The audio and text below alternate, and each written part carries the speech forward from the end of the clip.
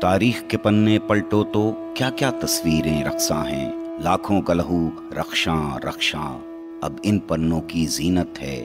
मीरास की खेती का सोना जो इन नस्लों के हाथ लगा, वो उन नस्लों का तोहफा है जो छूट गईं पर जिंदा हैं। तारीख के पन्ने फिर पलटो, फिर याद करो हर कुर्बानी। मीरास की खेती का कुंदन दामन दामन भरते जाओ। मीरास की खेती का कुंदन दामन दामन भरते जाओ।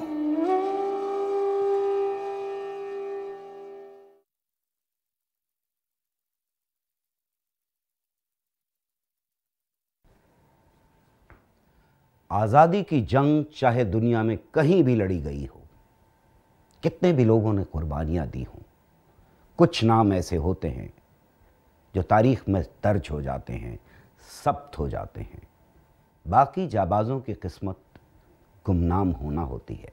हिंदुस्तान की जंग आज़ादी में भी हर फिरके, हर मजहब, हर कौम, हर जात के लोगों ने शिरकत की, जाने कुर्बान की। जेल की सऊबतें सही, मुल्क बदर हुए। अकेलेपन में सलाखों के पीछे कमर तोड़ मेहनत की। मगर इनमें से कुछ ही हैं जिनको हमने याद रखा, बाकी सब गुमनामी के अंधेरों में खो गए। इसलिए नहीं कि उनकी कुर्बानी उन लोगों से जिन्हें हमने याद रखा कुछ कम थी, बल्कि इसलिए कि तारीख में ऐसा ही होता आया है। गुमनाम जाबाज में हम उन शहीदों का जिक्र करेंगे जिनकी याद को लगभग भुला दिया गया है, सिवाय कुछ मौकों के या कौमों के एक हिस्से में या मुल्क के किसी एक हिस्से में जहां उनकी याद आज भी जिंदा है। बाकी मौकों पर हम उन्हें याद नहीं करते। 1857 से लेकर 1947 तक उभरने वाली तहरीकों में हर मजहब, हर कौम के लोग शिरकत कर रहे थे। न औरतें पीछे थीं, न मर्द।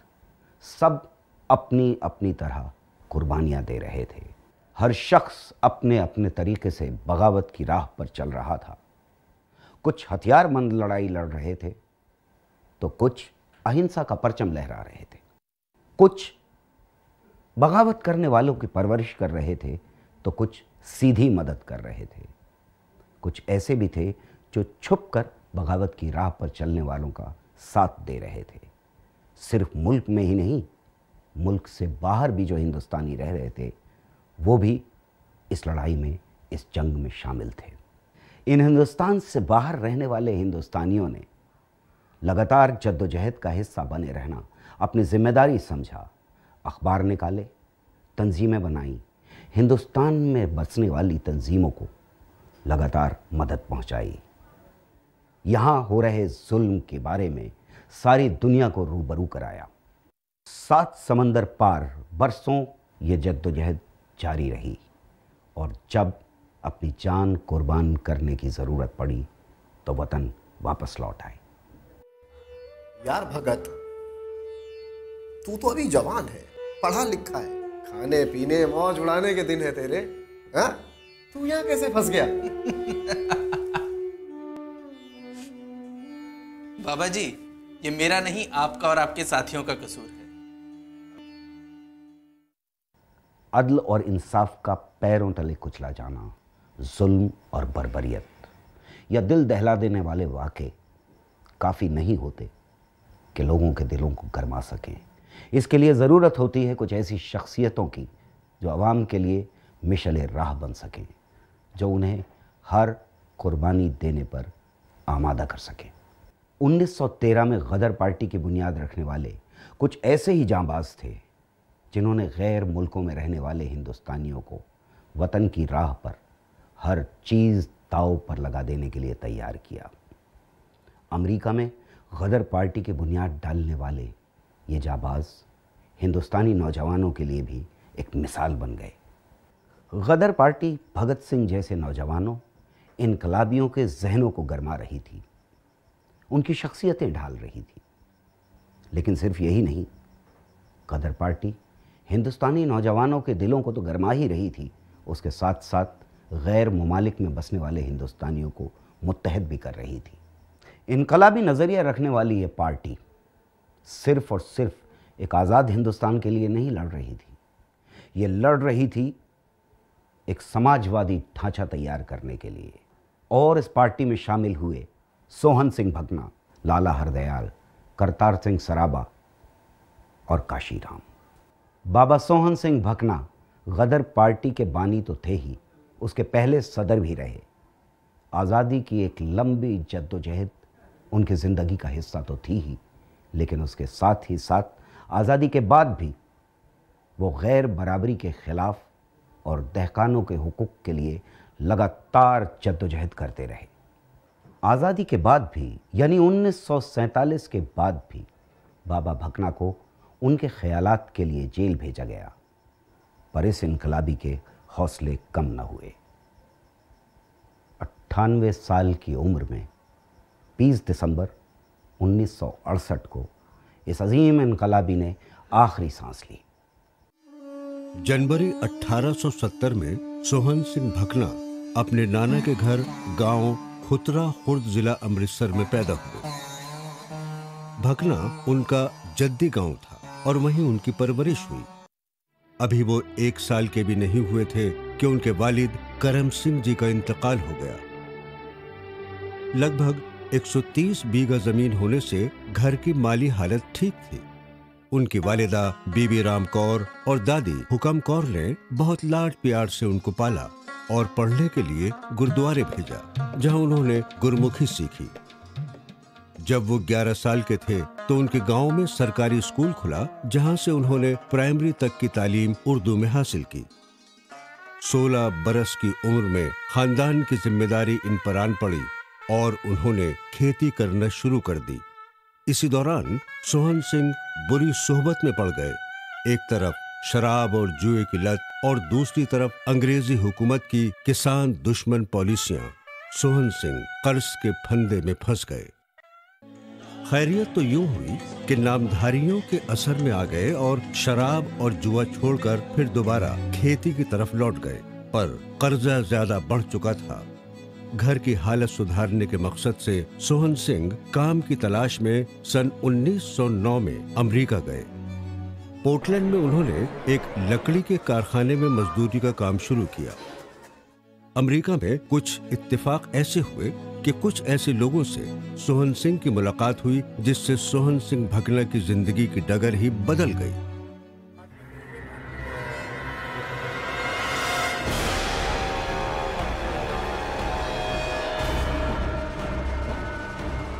Go back to India. You bloody Indians. Yes, dogs. Yeah, get out. Get out, Indians, dog. Get out.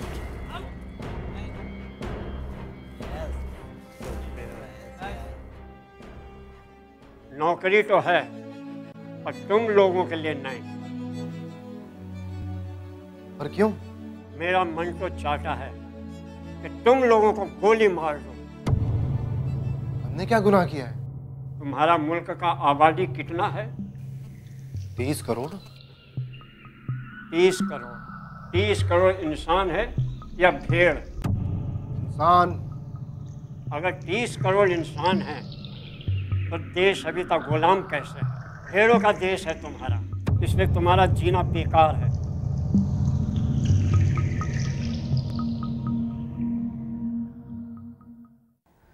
Factory के मालिकों का तशद्दुद और हिंदुस्तानियों पर हो रहे जुल्म ने बाबा सोहन सिंह को हिला कर रख दिया।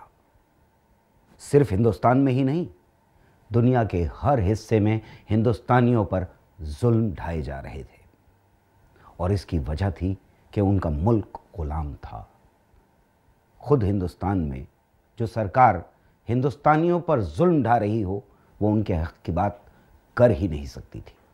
बार बार होने वाले इन हमलों ने पोर्टलैंड के इर्द गिर्द रहने वाले हिंदुस्तानियों को जगा दिया था, उनमें इत्तेहाद पैदा कर दिया था।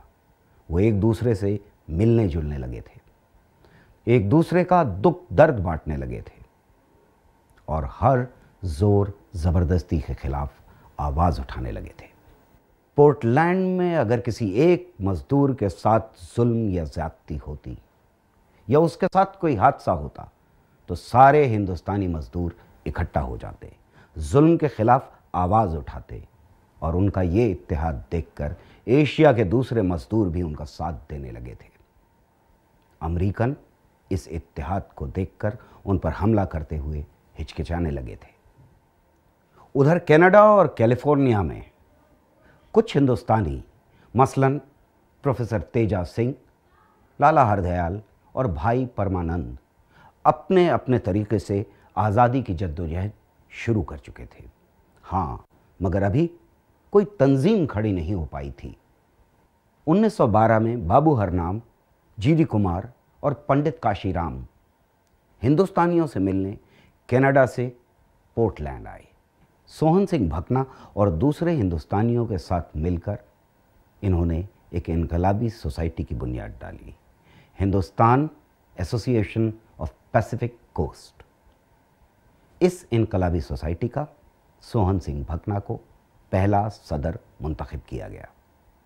यहाँ एक फ़ैसला ये भी लिया गया कि गैर मुमालिक में रहने वाले हिंदुस्तानियों को मुनज़्ज़म किया जाए, उनके लिए एक इनकलाबी अखबार भी निकाला जाए।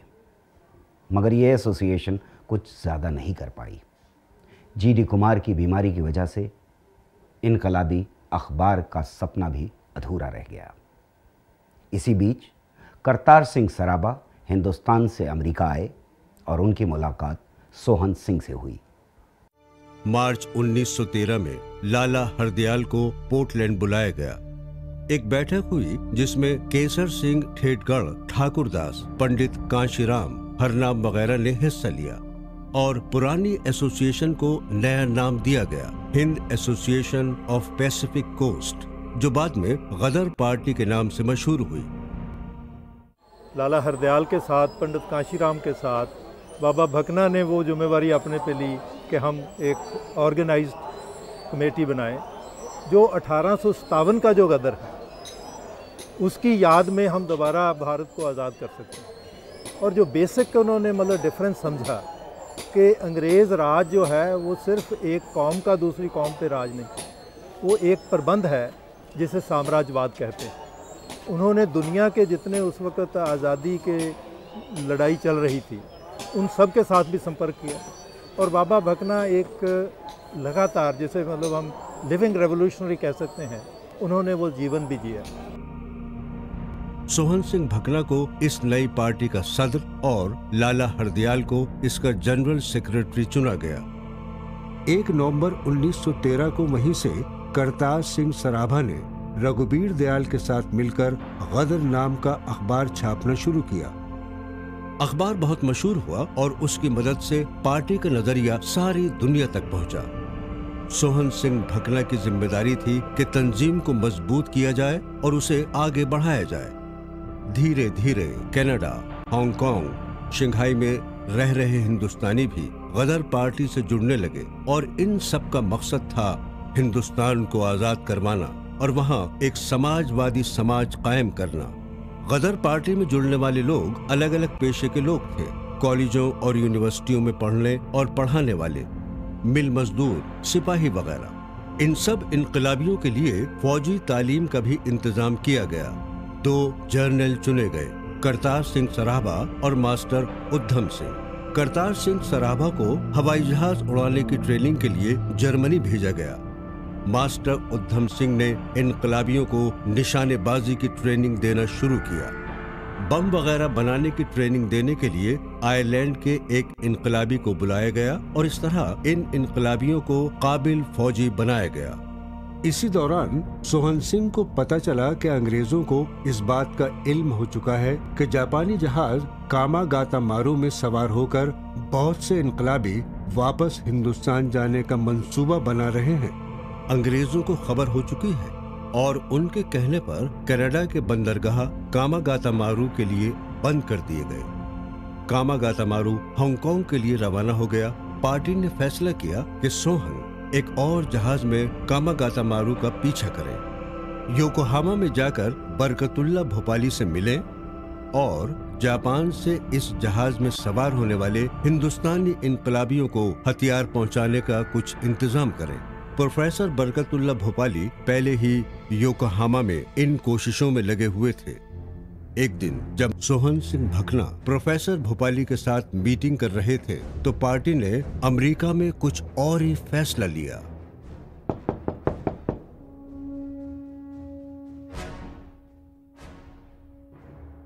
ओए सराबे, सोहनिया,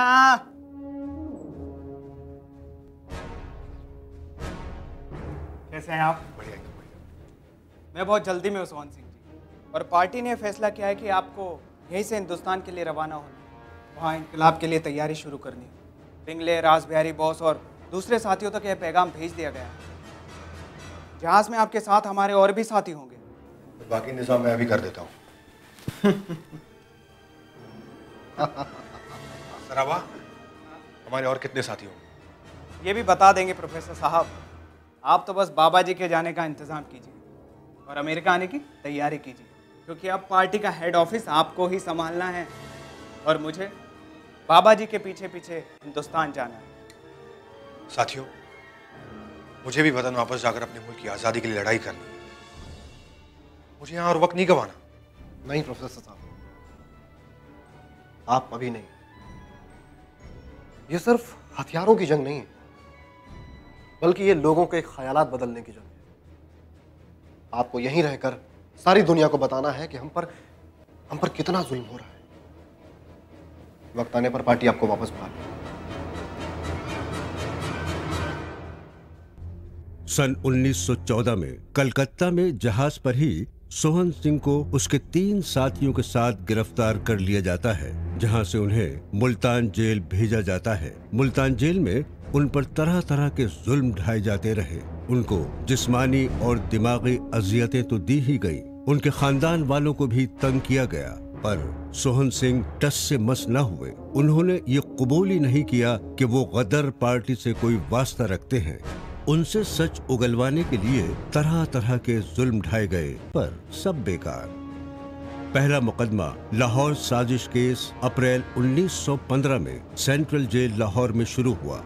भकना समेत 23 मुहिब्बान वतन को सजाए मौत सुनाई गई, पर फांसी लगने से ठीक पहले रघुनाथ सहाय ने मोतीलाल नेहरू और दूसरे लोगों की मदद से 17 मुहिब्बान वतन को फांसी से बचा लिया, क्योंकि न तो उनके खिलाफ कोई पुख्ता सबूत थे, न उन्हें भारत की सरजमी से गिरफ्तार किया गया था।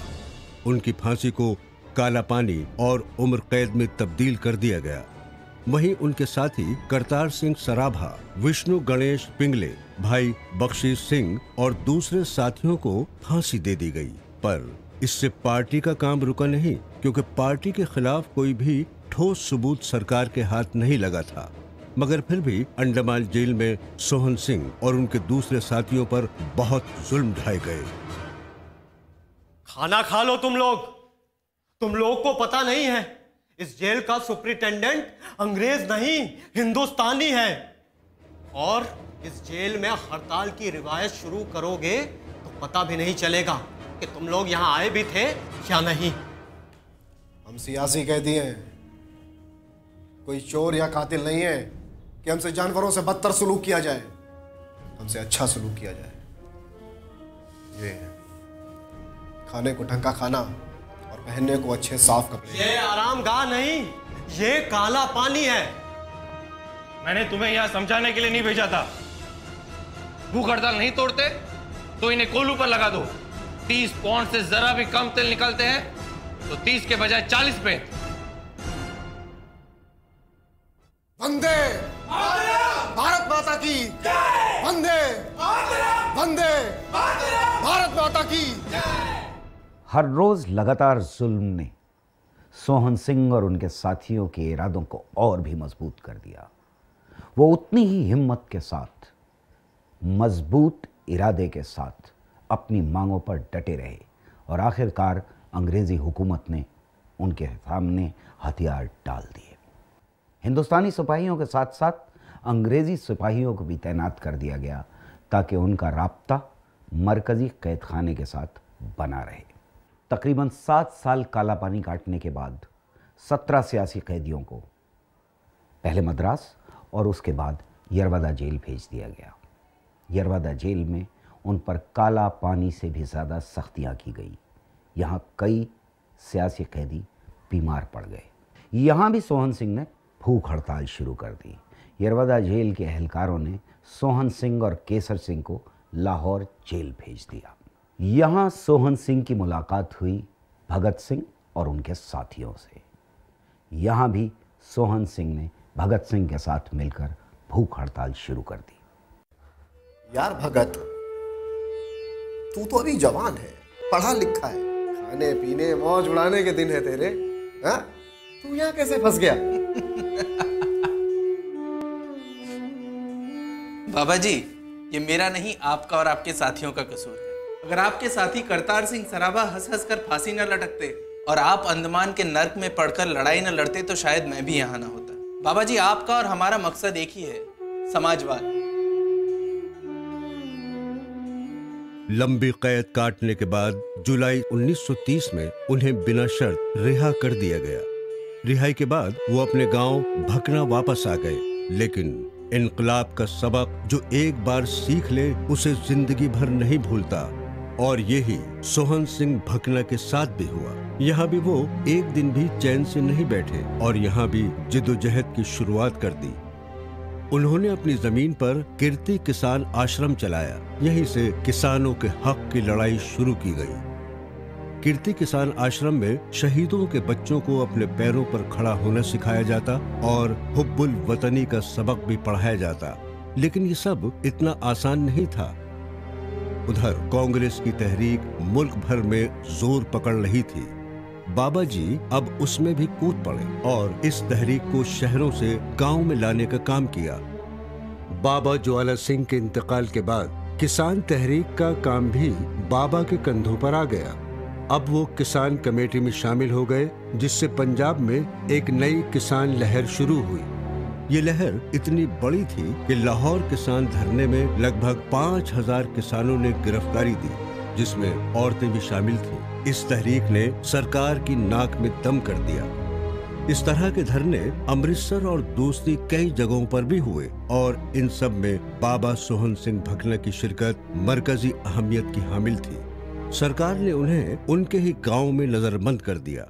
थोड़े दिनों बाद नजरबंदी तोड़ने के जुर्म में उन्हें 6 महीने के लिए जेल भेज दिया गया। उसके बाद उन्हें 2 बार फिर गिरफ्तार किया गया। कुल मिलाकर बाबा सोहन सिंह भकना ने अपनी उम्र के 26 साल, या यूं कहें कि सोहन सिंह भकना ने हिंदुस्तान की आजादी और हिंदुस्तान के अवाम की खुशहाली के लिए लड़ी जाने वाली लड़ाई में अपनी शिरकत की कीमत अपनी कुल जिंदगी का 1/4 हिस्सा जेल में बिताकर अदा की। 15 अगस्त 1947 को मुल्क आज़ाद हुआ, मगर बाबा सोहन सिंह की जद्दोजहद न रुकनी थी न रुकी। अभी उनका मकसद पूरा नहीं हुआ था। मकसद था एक सोशलिस्ट समाज बनाना। बंटवारे से पैदा होने वाले कत्लेआम और बर्बरता ने उन्हें 77 साल की उम्र में फिर एक बार मजबूर कर दिया कि वो इस बर्बरता के खिलाफ खड़े हों। वो उसी शिद्दत के साथ, वो उसी हिम्मत के साथ लोगों की जान बचाने में जुट गए। इस इलाके में उन्होंने हज़ारों लोगों की जान बचाई। मार्च 1948 कीर्ति आश्रम बाबा जी और उनके साथी कॉमरेड सोहन सिंह जोश 7-8 दूसरे साथियों के साथ गिरफ्तार कर लिए गए। उनकी गिरफ्तारी की वजह न तो सरकार के पास थी और ना हिंदुस्तानी पुलिस के पास। आज़ाद हिंदुस्तान में अंग्रेज़ी सरकार से ज़्यादा जुल्म तोड़े गए इस इनकलाबी पर। उन्होंने एक बार फिर भूख हड़ताल शुरू की। ये भूख हड़ताल 27-28 दिन तक चलती रही। संत विशाखा सिंह और दूसरे साथियों ने पंडित जवाहरलाल नेहरू से मुलाकात की, गम गुस्से का इजहार किया। 3-4 दिन बाद सारे साथी रिहा कर दिए गए। मगर इस भूख हड़ताल ने बाबा जी को बेहद कमज़ोर बना दिया था। अब उनकी कमर झुक चुकी थी। बाबा भकना जी कम्युनिस्ट लहर में भी शामिल हुए और बहुत सक्रिय रोल उन्होंने निभाया और जब कम्युनिस्ट पार्टी देश की आज़ादी के बाद उसको बैन कर दिया गया तो बहुत सारे कम्युनिस्ट आगू गिरफ्तार कर लिए गए, तो बाबा भगना जी भी उसमें गिरफ्तार कर लिए गए। और आप जानते हैं कि उनकी ज़िंदगी के पूरे 26 साल उन्होंने जेल में बिताए। ज़रा हम अंतर्ध्यान होकर इस बात को ज़रा सोचें कि अपनी ज़िंदगी पर हम थोड़ी सी झात पाकर देखें तो फिर हमें अनुमान होगा कि अपनी ज़िंदगी के 26 साल आप लोग जेल की काल कोठरी में बिता देते हैं। तो बाबा जी ज़्यादा उम्र के थे, तो उस भूख हड़ताल की वजह से जो उन्होंने जोल कैंप में की कम्युनिस्ट नेताओं के साथ, उनकी पीठ जो है उसमें कुब पड़ गया था। बाबा जी काफ़ी वक्त तक किसान सभा से जुड़े रहे। उन्होंने किसानों को मुत्तहद करने की लगातार कोशिश की और उनकी आवाज़ सारे हिंदुस्तान में आखिरी दम तक पहुंचाते रहे। उम्र की 8 दहाइयां पार करने के बाद भी बाबा जी मुल्क और उसके अवाम के लिए काम करते रहे। अवामी तहरीकों के अलावा वो समाज सुधार की तहरीकों में भी पूरे जोश और खरोश से शामिल रहे। स्कूल बनवाना, देशभक्त यादगार हॉल, जालंधर की बुनियाद रखना या सूखे और कहत से घिरे लोगों को जरूरी मदद मुहैया करवाने में वो कभी पीछे नहीं रहे। बहुत सादी जिंदगी जी और सरकार से कभी भी किसी तरह की कोई मदद नहीं ली। किसान सभा से भी वो ताउम्र जुड़े रहे। उन्होंने बीमारी की हालत में भी नौजवानों को लामबंद करने के लिए काफी कुछ पैम्फलेट तैयार किए, जो आज के दौर में भी उतने ही कारआमद है जितने तब थे। मेरे हमवतनों, आपको खुद सोचना होगा, जो आजादी हमें मिली है, क्या वो वाकई आजादी है? क्या देश का हर तबका सुकून से जिंदगी बसर कर पा रहा है? आज कितने लोग बिना छत के फुटपाथ पर अपनी जिंदगी गुजार देते हैं, वहीं चंद लोग देश को लूटने में लगे हैं। क्या यही आजादी हमें चाहिए थी? गुलामी चाहे अपनों की हो या गैरों की, माशी हो या सियासी, और या मजहब के नाम पर पैदा की गई ऊंच नीच हो, इससे बड़ा गुनाह और कोई दूसरा नहीं है। इंसानियत के कत्ल से बड़ा जुर्म और हो ही कह सकता है। ऐसे खूंखार निजाम को चलाने वाली सरकार, चाहे कोई भी हो, अपनी या पराई, उसको उखाड़ना हमारा मकसद होना चाहिए। जो इस तरह की गुलामी को बर्दाश्त करता है वो कायर है, वो बुज़दिल है।